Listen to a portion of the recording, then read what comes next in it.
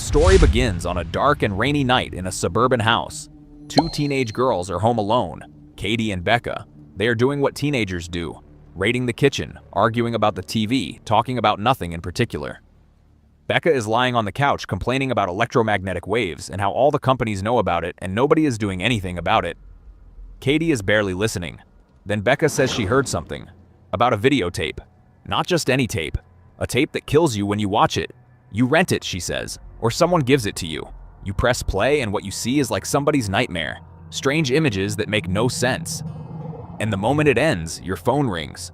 Someone on the other end says 4 words. You will die in 7 days. And exactly 7 days later, you do. Katie goes completely still. Then she asks very carefully who told Becca that story. Becca says somebody from Revere. And then something in Katie's voice shifts. Because this is not a story to her. She was with her boyfriend Josh and some of his friends at a cabin in the mountains last weekend. They were trying to tape a football game. The reception was bad. When they played the tape back, the game was not there. Something else was. And then the phone rang. It was a week ago. 1 week ago tonight. Becca stares at her. The room has gone completely still, and then Katie grabs her own throat. Her eyes roll back. Her body jerks like something invisible has wrapped its hands around her neck and is dragging her away from the world. Becca screams. Then Katie bursts out laughing. It was a prank. She had been watching Becca's face the whole time, savoring every second of her fear until the moment was perfect.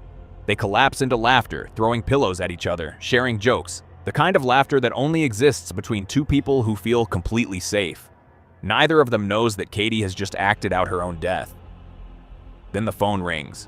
The room goes quiet. Becca walks boldly downstairs and picks it up. She holds it a moment, then hands it to Katie. It is her mom. Katie takes the call, drifting toward the kitchen, wandering to the fridge, grabbing some juice. She drops the phone on the counter to close the fridge with both hands. The moment the fridge door clicks shut, the television turns itself on from across the room. Katie stares at it. She goes over and turns it off. It comes on again. She walks back and turns it off a second time. It blazes back on a third time, louder now, insisting. She goes directly to the wall, grabs the cord, and yanks it from the socket. The screen goes dark. Then something moves past the window. Katie presses herself against the wall, her breath coming in short, shallow bursts. She tells herself it was nothing. Just the wind. Just the dark playing tricks. She crosses toward the hallway, and behind her, without warning, the refrigerator swings open on its own. She spins and slams it shut with both hands, trembling now, pressing her back against it. She calls out for Becca. Her voice echoes back to her unanswered. She goes upstairs alone. Water on the floor. Just sitting there, pooling around the door. She looks up and sees it dripping from the door handle like something is pressing against the other side. She reaches out and wraps her fingers around the handle and turns it. The moment the door opens, the television inside the room erupts to life with a sound that fills the whole house and swallows her whole. And that is the last thing Katie ever sees. The next morning, a classroom. A boy named Aiden sits quietly at his desk, waiting for his mother. He is around 8 years old, and there is something in the way he holds himself that makes the room feel slightly colder. He looks at things too steadily for a child his age, as if he is always listening to something the rest of the room cannot hear. His mother is Rachel Keller. She is a journalist, sharp and always slightly ahead of herself. She is also Katie's aunt. Aiden's teacher pulls Rachel aside and spreads out a series of drawings her son has made recently. They are dark and strange, full of imagery that does not belong in a child's sketchbook. Rachel says her son just lost his best friend, and these are his way of working through it. The teacher pauses. She says Aiden drew these last week, before Katie died. Rachel looks at her for a long moment. Then she says her son will be okay and walks out. That night she tucks Aiden in, and he says something she cannot shake loose. He says Katie knew she was going to die. She told him. She said she did not have enough time. "Good night, Rachel," he says, and closes his eyes. 3 days later, Katie's funeral is held with a closed coffin. Her face, whatever it looked like when they found her, is something no one who loved her is ever allowed to see. At the reception, Rachel notices something wrong in her sister Ruth's face that goes far beyond grief. Ruth pulls her aside and speaks quickly, quietly, like someone who has been holding this in since the moment her daughter died. She spent hours on the internet and could not find a single documented case of a healthy 16-year-old girl's heart just stopping. She saw 3 doctors and not one could give her a straight answer. She asks Rachel to do what she does, ask questions, find out what happened to her daughter. Outside, Rachel finds Katie's friends and tries to pull something useful from them. One of them finally says the word, tape. She asks what tape. He says he has not seen it himself. He says he heard about it from Katie's boyfriend Josh. When she asks to speak to Josh, the friends go quiet. Josh is dead. Same night as Katie. They called it a suicide. Inside the house during the morning, Aiden slips quietly away from the adults and walks up the staircase alone. As he climbs, something flickers through his mind like a ghost frame, a brief, terrible flash of Katie running upstairs in a panic on the last night of her life. He keeps walking. He finds the room where it happened and opens the door and stands in the center of it without making a sound. In the mirror across the room, he catches a flicker of movement in the hallway behind him. He turns around. Nothing there. Rachel appears in the doorway and tells him he should not be in Katie's room. He looks at her with those steady, too old eyes and says it is not her room anymore. Then he walks out past her. Rachel finds a roll of film tucked inside Katie's diary. She has it developed. The photographs from the night they watched the tape show something deeply wrong with the faces. All 4 of them blurred and smeared, distorted beyond recognition, but only those 4. Every other detail in the photographs is perfectly clear. Only the faces of the 4 kids who watched that tape have been erased. She calls the coroner's office pretending to be a colleague and gets the exact time of Katie's death. 10 at night. She checks Josh's. The same. 4 kids watched that tape. 2 of them died at the exact same hour, exactly 7 days later. She tracks down the cabin, a place called Shelter Mountain Inn up in the mountains. She drives there and tells the manager she is looking for her runaway niece, showing him a photo of Katie. He recognizes her immediately. Cabin 12. They did not pay on their way out. He explains that the TV reception up here is terrible, which is why they put VCR players in each cabin with a collection of tapes left behind by previous guests. Rachel asks if she can take cabin 12. While the manager is not looking, she slips the unlabeled blank cassette quietly into her bag. Alone in that small room, she takes out the tape and slides it into the player. What follows is not a film. It has no story and no logic. It is a sequence of images scraped from the inside of someone's mind at its darkest hour. A woman standing at a mirror with her face turned away. A circular well in the middle of an open field. A ladder rising into nothing. A lighthouse on a cliff. A horse running full speed into the sea. A centipede crawling out from under a fingernail. And at the very end, a woman with long, wet, dark hair standing with her back to the camera. She slowly begins to turn. The tape cuts to static. The phone beside the bed rings. Rachel picks it up. A voice. Small. Barely there. A child's voice that should not exist on the end of a deadline. 7 days. She runs out of that room and drives home, shaken to her bones. She calls Noah, her ex-partner, a videographer who moves through the world with easy confidence and a healthy skepticism for most things. She tells him about the tape. He is unimpressed, but he agrees to watch it. He sits through every image, and when it ends, the phone rings right on cue. Rachel asks if it scared him. He shrugs it off. Nonchalant. He says it is interesting. He asks her to make him a copy and she hands him the tape. Then, before she leaves, Noah snaps a photograph of her. When it develops, her face on the film is smeared and blurred, distorted beyond recognition, exactly like the photographs of the 4 kids who watched the tape that night at the cabin. He shows it to her. She looks at it and tells him that this is exactly what she has been trying to tell him. He still dismisses it and walks away. She turns to leave and says coolly that she thought he had grown up and walks out. Outside the building, she stops. Propped against the wall is a ladder. The same ladder from the tape, standing in the exact same quality of light. A man bumps into her from behind before she can hold the thought, and she keeps moving, carrying the image with her like a splinter she cannot reach. Noah analyzes the tape on his editing equipment and finds something that stops him cold. Every recording carries a control track, an invisible signature from whatever device made it. A camera, a VCR, anything. This tape has none. That is technically impossible. A recording with no origin, no fingerprint, no explanation. He says it is like being born without fingerprints. He is going to find out where it came from. He enhances the image and pulls something hidden from the very top of the frame, cut off by the tracking. A lighthouse. Real and specific and locatable. Around the same time, Rachel goes to visit Becca at the psychiatric facility where she has been held since Katie's death. She sits across from her in the common room with the television playing softly behind them. She tries to reach her. Do you remember that night with Katie? Do you remember how she died? Becca stares at the wall as if Rachel is not there at all. And Rachel leans in closer and asks if there really is a tape.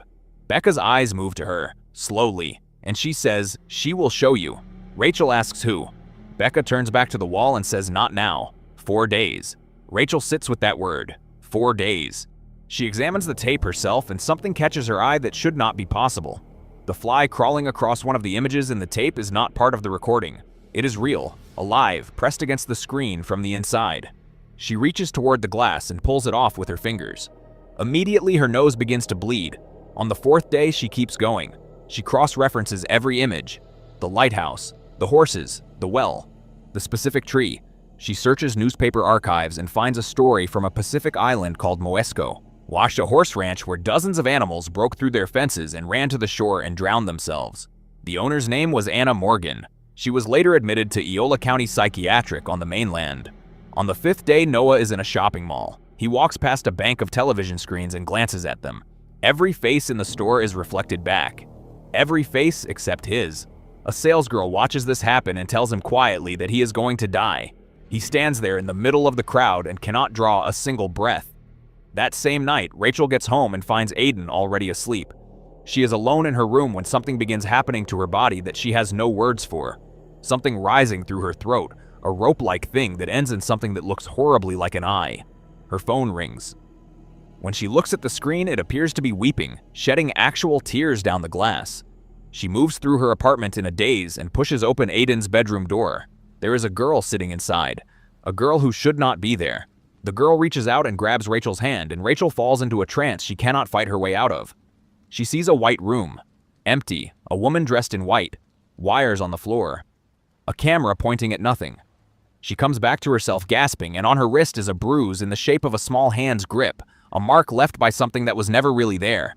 She goes to check on Aiden, and his bed is empty. She finds him in the living room. He is watching the tape. She closes his eyes with her hands and turns it off. Then the phone rings. It is Noah, calling to tell her, finally, that he believes her, and she has to tell him that their son has just watched the tape. Rachel tells Noah she needs to go to the island. He needs to go to the hospital. She has 1 day left. She takes the ferry to Moscow. She finds Richard Morgan, Anna's husband, still working his land in silence even though every horse is gone. He is a man who has built walls so high around himself that he barely registers her arrival. She describes his family to him anyway, detail after careful detail, and for one fragile moment he almost opens. But then he pulls himself back and says he cannot help her and walks away. She calls Aiden from the island. She asks him about the drawings he made, the horses, the house, the tree. He tells her in a voice as calm as still water that the little girl asked him to draw them. Rachel finds the island's doctor, a woman who has been delivering babies on Moesco for decades and carries the history of every family there inside her like an archive. She tells Rachel what she knows. Anna and Richard tried for years to have a child and could not. One winter they went away. When they came back, they had a little girl named Samara. Adopted, they said. They never said from where. Everything was fine at first. The horses were healthy. The family seemed whole. And then Anna started coming to see the doctor. She was suffering from visions she could not turn off. Horrible images burned into her from the inside. And it only happened around Samara. She said the girl was putting them there. The doctor referred them to Eola County Psychiatric on the mainland and assumed, all these years later, that Samara was still there. Meanwhile, at the hospital, Noah has talked his way into the records room by pretending to be Richard Morgan, come to collect his daughter's file. He finds the tape in the archives.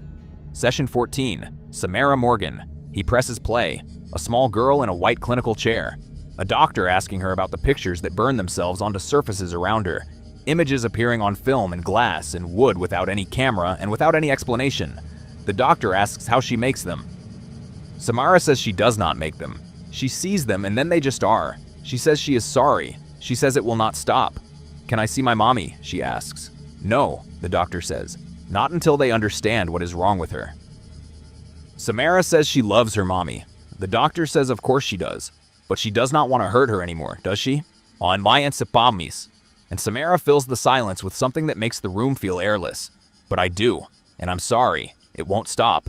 Back on the island, Rachel finds the Morgan farmhouse unlocked and moves through it until she reaches the barn. The floor has been modified, boards nailed down over something that was never meant to be found. She pries one loose and finds wood underneath burned with a symbol. The same tree. She follows the shape with her hands until she finds the edge of a well, covered over, sealed, buried under the floor like a secret that was supposed to stay dead. Inside the barn there is also a tape. The same clinical session, the same small girl, the same questions, and the same unbearable answers. And at the very end of it, Richard Morgan walks into the frame, not to comfort his daughter. He picks up the television and strikes her with it. Then he carries it away without a single word or backward glance. Rachel tears out of the barn and confronts him. She begs him to tell her where Samara is. He says nothing. He walks to the bathtub and tries to electrocute himself. Rachel fights with everything she has to stop him, and she cannot. He slips away from her, and there is nothing she can do but watch. Her son's drawings give her the next direction, a safe house nearby. She and Noah climb a ladder to reach it, and inside they find a single chair and a drawing burned onto the wall, the same tree. Rachel stands in front of it and says she has seen this tree. She has been there. She knows exactly where it is. Day 7. They drive to Cabin 12 at Shelter Mountain Inn, the place where everything began. Rachel stands at the window and watches the sun come through the leaves of the tree she has been seeing in her sleep for a week. She says she felt it the very first time she watched the tape. The sun through those leaves lit up like the whole tree was on fire. She knew even then, somewhere underneath the fear, that she had already been to this place before.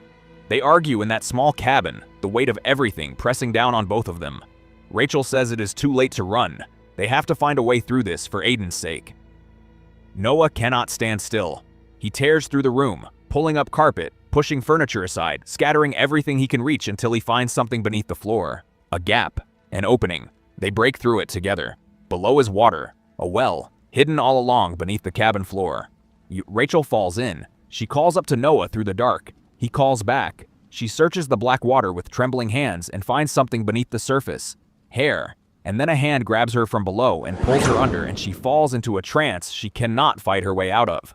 She sees the well from the outside. She sees Samara as a child, standing at the edge, singing softly to herself, looking up at the sky like a girl with all the time in the world.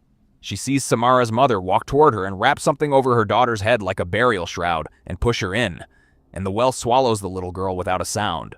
Rachel comes back to herself in the dark water and says out loud with a desperate trembling relief, she is still alive. She reaches down and finds Samara's small body and brings it up toward the light.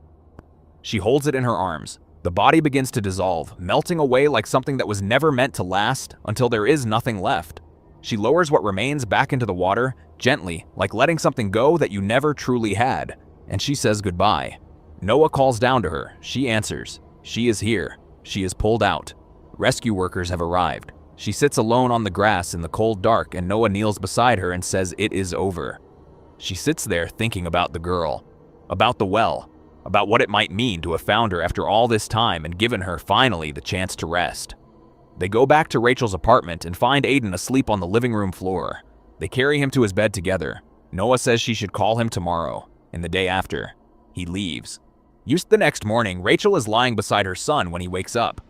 He looks at her. He asks her why she helped the girl. She says she wanted her to be heard. She says Samara just wanted to be heard.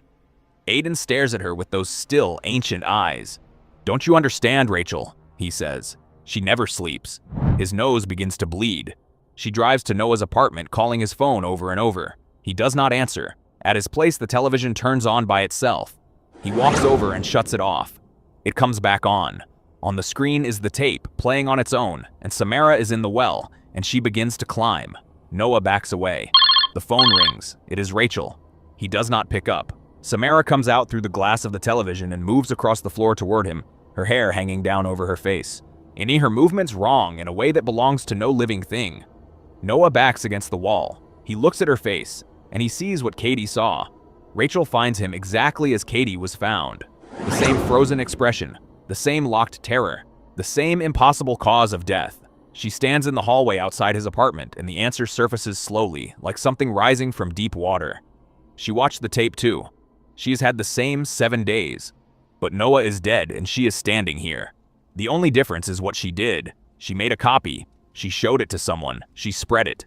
That is the rule. That is the only rule there has ever been. Samara does not want to be found or rescued or mourned or freed. She wants to be seen. She wants the tape to keep moving from person to person forever. Autrus an endless chain of 7-day countdowns that will never stop as long as there are people left to watch. She was never a victim waiting at the bottom of a well. She is the voice at the end of the phone line. Rachel goes home to Aiden. She tells him they have to make a copy. He sits beside her on the floor in the quiet living room and helps her load the tape, and they wait together in silence while it copies. Rachel stares at the wall and tries very hard not to think about who they are going to give it to, about what that person's face will look like, about what will happen to them when their 7 days run out.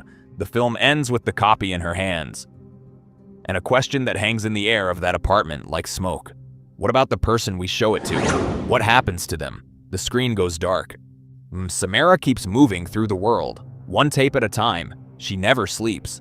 So what did you think of this story? Let me know in the comments below. Don't forget to like and subscribe for more full movie recaps. See you in the next one.